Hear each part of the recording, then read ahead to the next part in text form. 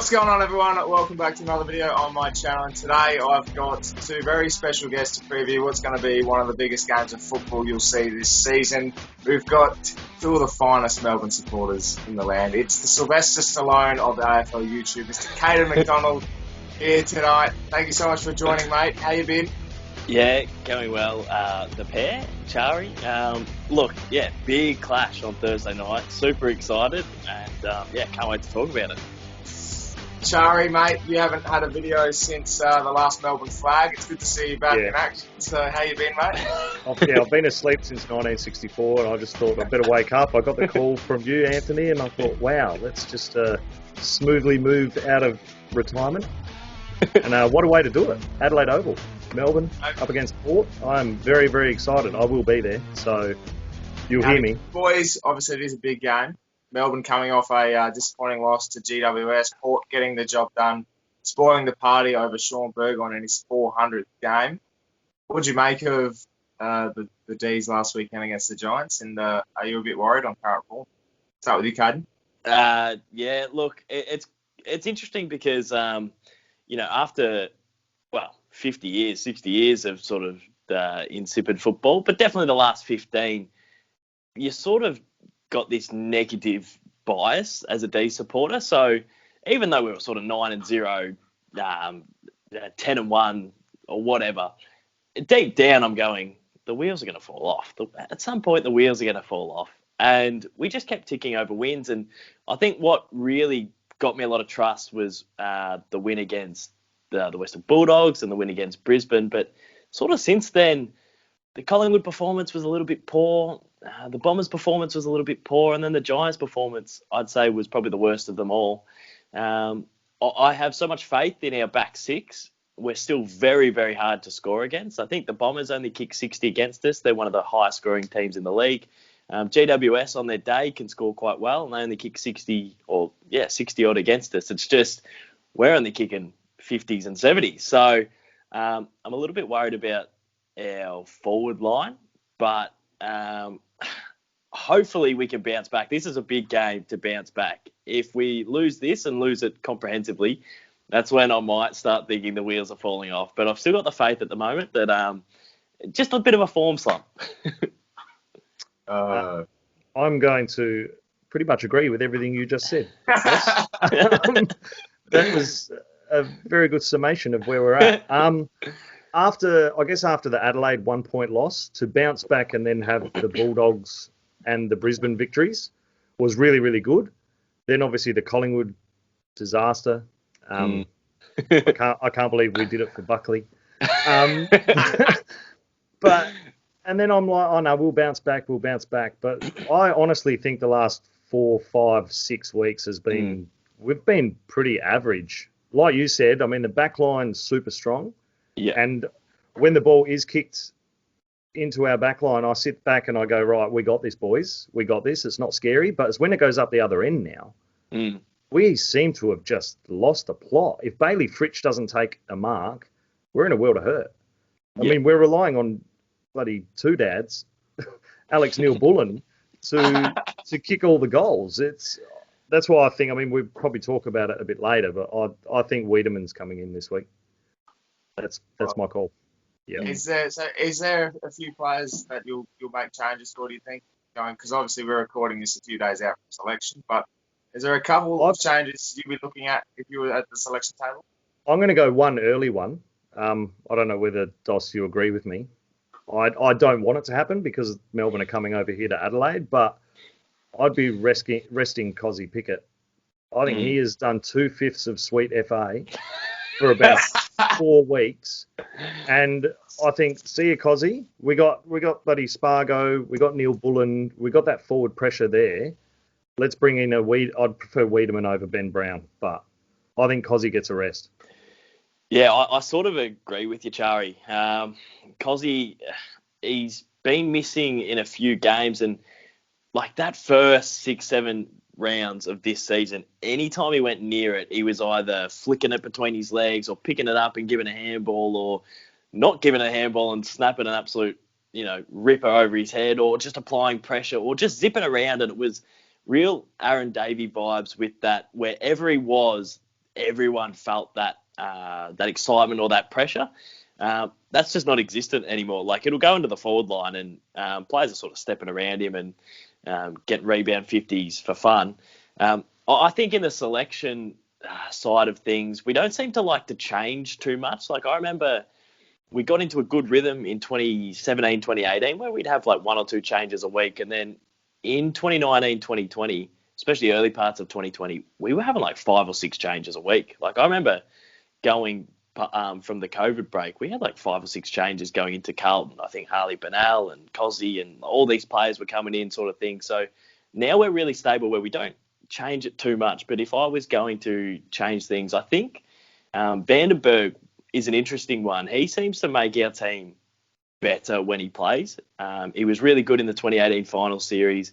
Just a solid player, sort of plays a real hard half forward role or on the wing.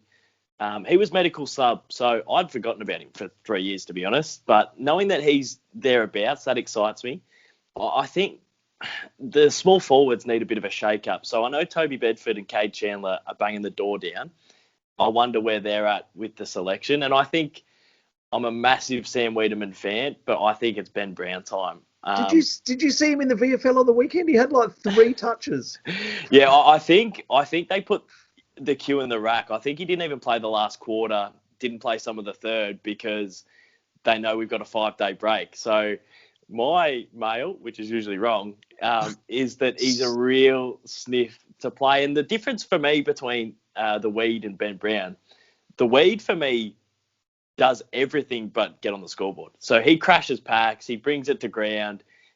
He's that sort of pillar that we can kick to, but he just doesn't snag him. And I think Ben Brown's sort of the opposite, where he's not really doing any of that, but he'll kick 3. Like, he'll kick a quiet 3, which we sort of need, and it's just a bit bizarre. So, I think it's Ben Brown time, potentially. 3 possessions, 0 tackles, 3 goals. Yeah, it's beautiful. Beautiful forward pressure. I'm happy. Either one of them, man, I'm happy because something's got to give. Anyway, this is turned into the Melbourne fucking show. Make my job easier.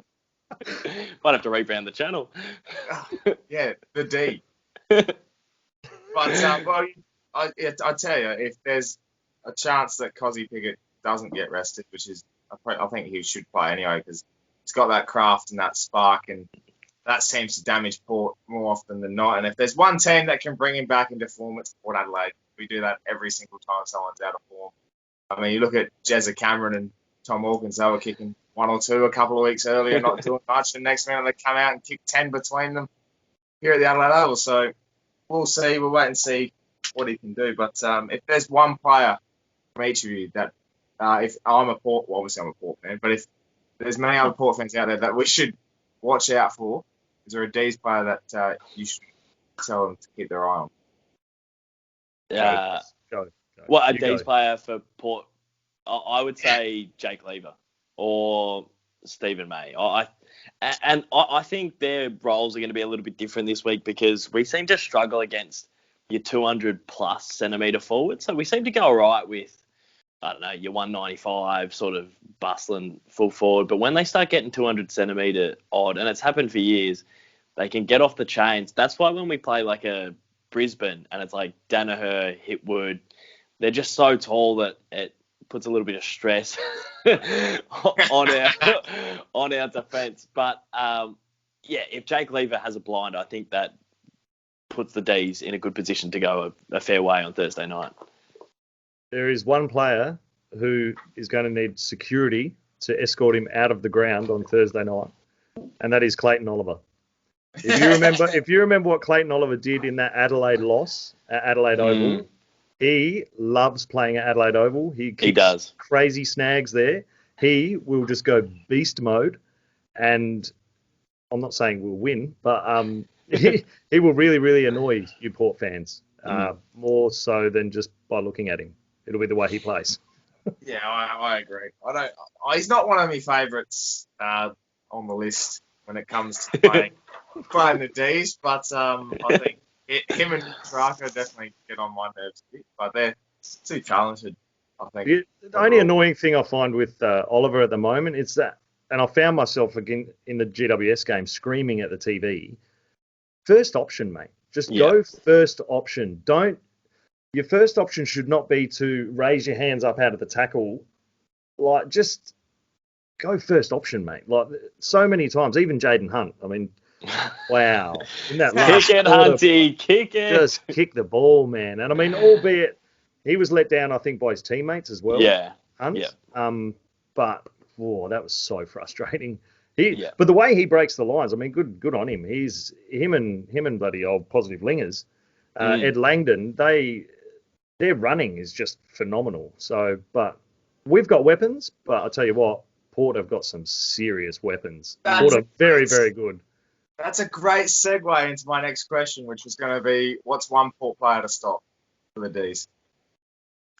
All of them. I'm excited to see Ollie Wines and Jack Viney go head-to-head, because Jack Viney can sometimes play like a sort of defensive role for us in the middle. I think they're both built the same. They grew up together. They both got hard heads. So Ollie Wines is someone who, worries me a fair bit. I'll agree with that, Ollie Wines. The other one I think that we really need to stop, basically stop him from hurting our players, is Charlie Dixon. Charlie Dixon's the one player that, I mean, I like Vikings and I like all that stuff, but mate, he is a massive dude. And when I've seen him at local games, like at the parade and stuff, when I go to Norwood Port games, and he is a beast of a human. He's very, very good, but I don't think your forward line's functioning overly well, but that scares me a little bit because he's one probably sleep away from absolutely having a blinder, and it could be against us. Well, that's the thing. Like, Charlie's had games in the last month where he's kicked 2, he's kicked 3. On the weekend, he kicked 4. And it's just like, it feels like he's building to something. He's gone from having 16 goals before the bye to 30 afterwards, and it's only been 4 games. So, what tends to happen with a Melbourne opposition? It's like all week I'll be thinking of like your Charlie Dixon type, and then for some reason we'll play well on him, but a Todd Marshall will kick 4, or like a Rosé will kick 4. So it's one of those ones where it's like, I'm sort of aware that any of them can get off the chain, and it wouldn't surprise me if we keep Charlie Dixon to 1 or 2, but if someone else bobs up and gets the man of the match sort of thing. I want to ask you a question, Anthony. I didn't see the Port Adelaide SANFL game on the weekend, but I mean, I know that obviously I mentioned it in our chat that get your loaf of bread out because Butters is back, boys. How did he go? How did Butters go? Well. It was unreal. Maybe? He had two goals. 8 touches and kicked 2 clutch goals in the last quarter. One of them was the winner where he basically collected the half volley crumb. He's bursted through 3 players and snapped on goal and kicked it. I shouldn't have asked, should I? Oh, that's annoying. He is so good. He's so back. Good. He's back. He'll be in Kane Farrell, who did his ACL on the weekend. So has that been confirmed that it was an ACL? That's pretty shit, man. Because his kicking on the 90 is phenomenal, man. He's really, really cool to watch. Well, him and like Carl Amon are the ones that break the lines, and them going inside 50 for us is like every time they touch the footy and kick inside 50, Charlie Dixon, Mitch Georgiadis, Todd Marshall, they're in better positions than what they are when, let's say, we've got 10 players in our 50 and it's all clogged up and we're just packed. So with him going down, someone else has to replace him, and I don't think we have too much. I mean, you can't put Riley Bonner in that position. He's garbage. He's one player that I don't think should be in the side, but Ken keeps picking him. Geez, if there's a forward line that can stretch our back line, Doss, I believe Anthony may have just mentioned 3 of them. Yeah. Georgiadis is a jet. Oh, it's going to be crazy. Stephen May will take Dixon. I think Lever will take Todd Marshall, and then one of the other ones probably have to take Georgiadis, and then you'll have your Rosies, your Motlops. You'll have... God. They're too quick for us, I reckon. Miles Bergman has been playing all over the place, and he's been unreal as a youngster. And then you've just got everyone else that floats through there. And it sucks that Robbie Gray's out, because he's one that every time we play the Dees, stands up and kicks a couple. So I think Bergman's one I don't know much about. I mean, I was listening to the AFL Nation call of Port and Hawthorn, and I thought the commentators were saying Burgoyne wrong. I'm like, who's Bergman? But yeah, obviously he's pretty good. Jeez, it's gonna be a cracker. He's gonna be a cracker. It's exciting. It's a real game. It's a proper game. Is this Port's biggest game of the year? Like, you're sort of hanging on to top four, and like we are now as well. Like, if we lose by the end of the round, we could be fifth. Like, we're only one game above fifth, I think. So it's a massive game. But I think for Port, they've sort of fallen short against those big top four teams. If they pinch this, it might make me in particular and a lot of other people sort of reconsider the power as like genuine contenders this year. Flat track bullies. Yeah. Oh, I've loved that tag because I see it everywhere. I'm like, I'm going to put it in my bio. Flat track. But like, I think ever since we lost to Geelong, and Geelong's a game I said was the make or break one, and we basically destroyed them across the whole ground for 3 quarters, and then the last quarter they broke away. And I said, ever since then, I've said to anyone that's asked or made a comment, I've said the Dees game, doesn't matter what form they're in, Dees game's the one that if we win at home, then I think people's eyebrows will be raised because we've got no Dersma, we'll have Butters back. I think Tom Cleary's going to come back in the side. We've had no Hartlett, no Robbie Gray, all these injuries. And if we get across the line against the Dees outfit who have been remarkable throughout the whole year, then I think we'll finally get the respect back of we're contenders again. But it's got to be 4 quarters. And we need one 4-quarter performance this year because we have had none. Yeah, it's funny because I talk a lot of footy to Will, where obviously my son, for those that don't know. And I was saying to him that as a Melbourne supporter, I feel now that we've, obviously when we're recording this, we've dropped top spot to the Bulldogs. I feel like it's sort of like a 2-pronged thing. It's a pressure relief that we're no longer top of the table, everyone hunting us. But also it's a bit of a reality check and a kick in the ass for the players to say, look, boys, you may have been sitting top, but you haven't been playing that well, and maybe you're not that good. So that's what I'm sort of hoping. I'm hoping that the players really look at it and go, wow, we need to pull our fingers out and start to play some decent footy again, because this could, as you said, Dos, I mean, if we end up 5th in the next 2 weeks, that's going to be pretty frustrating. Yeah, well, and we've got a rancid run home. Port at Port, West Coast at West Coast, Cats at Cats, then the Bulldogs as well. So, and then I think the other teams that we chuck in, it's like Gold Coast at Gold Coast. But every team we seem to play in their best form when we're playing them, which is great because, like, we're not getting the Bulldogs sort of 10-goal wins. Like, we're not just putting away sides, which is frustrating in a sense because I want to just, sit back at quarter time and know that it's over. But we're getting, like, Essendon were flying when they played us.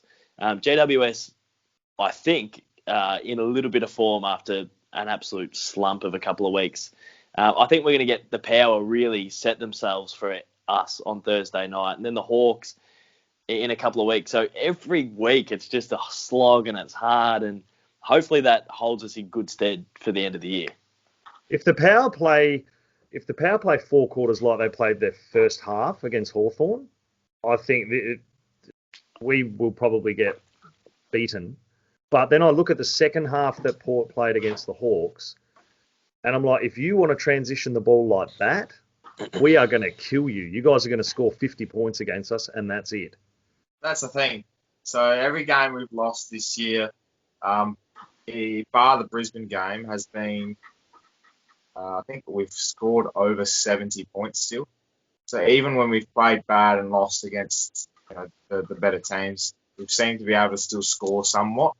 So I'm just thinking, instead of having that one good quarter that we seem to have every week, if we can put 3 of the 4 together, then I think we can get to that 100-point mark where I can challenge the Dees defensively. Well, that's Yeah, going to be tough. we're not winning. If Port kick 100, we're not winning. Like, it's not going to be a shootout. We can't score like 100 points. Yeah, we won't win that game. If we win, it'll be the Power 54, the Dees 70, I reckon. I reckon if we win, it's going to have to be our defence that gets us over the line, and then Benny Brown popping up for his 2 cheapies out the back sort of thing. Yeah, like, but we're pretty good at that. Like, I remember against maybe Brisbane, they might have been on 50-something at half-time, and I was going, oh, God, like, teams don't really get 50 for the whole game against us. And then I think they ended up on 70. So, like, we kept them to 15 points in that second half. So, it's so I can't explain how impressive it is, especially with the midfield not quite functioning, with the forwards, because we're meant to be like a forward half team. We're meant to be the Tigers against Bulldogs that Friday night a couple of weeks ago, when the Tigers didn't let the Bulldogs in their half for like 15 minutes of the game. Like, we're meant to be in our 50 and lock it in, but we're playing this like back half game where it goes out of our midfield to Stephen May, and then we build from the back, and it just makes our whole team, it makes the whole thing so much harder. So, yeah, I just, the start's crucial, because we are usually trailing. We are shithouse. Yeah, we're usually trailing by 3, maybe 4 goals at quarter time, level up by the half, and then we turn the Jets on. In the GWS case, we couldn't even fire a shot after the half, even though we started to win the territory battle. So, yeah, that first quarter, and I'm pretty sure the boys are setting themselves for it. I heard Christian Salem on the website after the game say, look, this first term is like massive for us. So, geez, I'd love to see the scores at quarter time. I know, because we are the same. We don't start too early. Well, it's going to be nil all at quarter time. I might turn it on at half time. Yeah, I bet. We'll be that team that we kick 2 goals in a quarter or a half and just be like, all right, now we'll turn it on. Like, 1 good quarter. And we did that on the weekend. I think, obviously with the 5-day turnaround, I think we played that 1 good quarter, buried Hawthorn, and said, all right, put the queue in the rack, we'll coast home and, like, rest. And I've seen all the Port comments saying, oh, no, we're shit. We can't finish out games. We're not going to demolish any team anymore. It's boring football. And I was just like, 5-day turnaround against the Dees, Thursday night footy. I think we're building as well. So, I don't know, does the 5-day turnaround worry you two? I like it.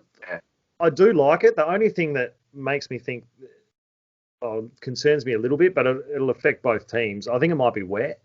I mean, we've had some pretty drizzly, shitty days here in Adelaide. And they're predicting 1 to 5 mil on Thursday, and if it's wet, both teams coming off a 5-day break. I know Melbourne are struggling with clearances at the moment, so it's just going to be an absolute. I don't know what Port's like, Anthony. You will know. You'll know every single stat to do with clearances, but it'll be one in the middle. I think absolutely one in the middle. I think because Ollie Wines has been like top 3 clearances. Is he going to win the Brownlow or what? Like, who is taking votes off him? Really? I mean, Boak, obviously. Boak is the only one. Yeah. Are you going to the Brownlow with Boak? Or? Yeah. He's been so good, man. He's been a freak. It's between him and Bontempelli as to who wins it, I think. Oh, Clayton will be up there. Too many votes. Max Gawn's had a ripping year. Max Gawn would have taken all the votes off Clary in the GWS game for sure. Yeah, I think we've been all right in the wet though. Like, every game I go to the G, I get drizzled on. Like the Geelong game, and Geelong are notoriously the best, one of the best wet weather sides. We toughed that out really, really well. I reckon the Sydney game potentially at the G. I'm pretty sure every game I've been to at the G, it's been wet. So we're pretty used to it. I reckon that might be sort of like a tick in our favour a little bit, because some of Port's skills and the way they can really shift the ball from end to end quite quickly, if it's a little bit slippery, maybe that'll help us. I'm not sure. I've got a few good Port supporter mates, and I saw Anthony roll his eyes a little bit when I mentioned that it might rain. It's pretty common knowledge that Port play terrible footy in the wet. It's really, really bad, to the point where my mate actually says that he wishes Port would do what the soccer does and water the training ground so they actually get used to playing with a wet ball, because it's actually pretty bad. If you have a look at it, the wet weather footy is terrible. And that's why I always worry when we play up at the Gabba. It's not wet. It's just dewy. It's in the air, and we're terrible up at the Gabba. And it's not even raining. You spanked us at the Gabba last year, though. Yeah, about 70 points in a game where it was like 20% less game time. It was just... That was good. I mean... the Demons were terrible then. That's the only thing. But this year, I don't know. And Adelaide Oval, wet weather is totally different to everything else. It seems to be. Like, it's just kick and hope. It's a tighter ground. It just... Yeah, we just play terrible wet weather football in general. But when it's at the Adelaide Oval, I hate it. Like, look at the prelim last year. Port Tigers, it drizzled all night. And we were supposed to... We should have won that game. Into the granny and should have smoked Geelong, but... Oh, God. Jeez, shoulda, coulda, woulda. I still think about it. 2021's lost. I keep thinking about 2020. Yeah, we should have won one flag since 1964, for sure. 2018 was the year. 2018 was the year. Yes. Jordan Lewis Hospital handball at the Wacker, or whatever it is, Optus Study Stadium or something. Yeah, hey, if it was at the Wacker, you probably would have won. Probably. If it was at GMHBA, we definitely would have won. Shout out, Jesse. All right, well, we're at the end, so I reckon grabbing a tip from you blokes and who's going to be the star on the night. 3 voters. I'll start with you, Chari. Ooh. So you want a tip? And you want me a BOG, just a BOG? Yeah. Who's getting the 3 votes? All right, 3 votes is going to go to probably a bit of an unknown player for you supporters over here in Adelaide. This is really weird. Jimmy Jordan, I reckon, is going to be BOG, especially if it's wet. I reckon he'll drop about 13 tackles and he'll have 27 possessions from about 60% game time. Kid is going to be a jet. Get on him early for top 3 Brownlow next year. That's my tip. Melbourne by 3 points. Ooh, that would be amazing. Far out. I can't deal with that on a Thursday night. I can't. That's physically impossible. Caden, what are you thinking? I'm going to be so stressed watching this game. It's not going to be easy, but I'm going to try and talk a massive performance into existence. So I'm going to say the Dees by 35, and I'm going to... I've just deleted you. I'm just putting annual leave for Friday. I'm taking Friday off. I'm going to say the Dees by 35, and I'm going to say Ben Brown best on ground. Jeez. Gee whiz. And North Melbourne Carlton grand final. This could come back to haunt me. I'm so glad I've had on record. I'm thinking the same along the lines of Chari. There's no chance that anything will be 35 points either way. And if it is, it probably will be the Dees. I'm tipping Port by 8. I think there's going to be a solid contribution throughout the whole game by the whole team. But there's one man that plays great big games. And it's my man, T-Boat. 3 votes.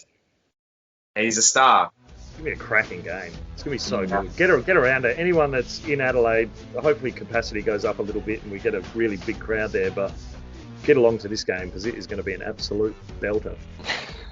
Are you streaming, Kate? Yeah, I reckon I will. Because I look forward to coming home and watching that again. The 35-point loss that you're going to have. See the 35-point loss. Charlie Dixon kicks 8. I could see that happening. Boys, that's been the preview for this massive Thursday night game. I appreciate your time. I look forward to seeing whatever happens on Thursday night. Caden's streaming, so make sure you check that out. Chari's going to be at the Stadium Club, so make sure you check him out if he's there. You're around. And I'll be there too, supporting the boys. So thanks, boys, for joining. I really appreciate it. Thank you very much. Thanks, Pear. Good luck, boys. Good luck. All right, well, Make sure you subscribe to the channel if you're new for plenty more Port Adelaide and AFL content. Subscribe to these two legends, even though Chari hasn't uploaded in about 14 years. I look forward to seeing you guys after the Thursday night game. So make sure you subscribe, as I said. And as always, on the pair.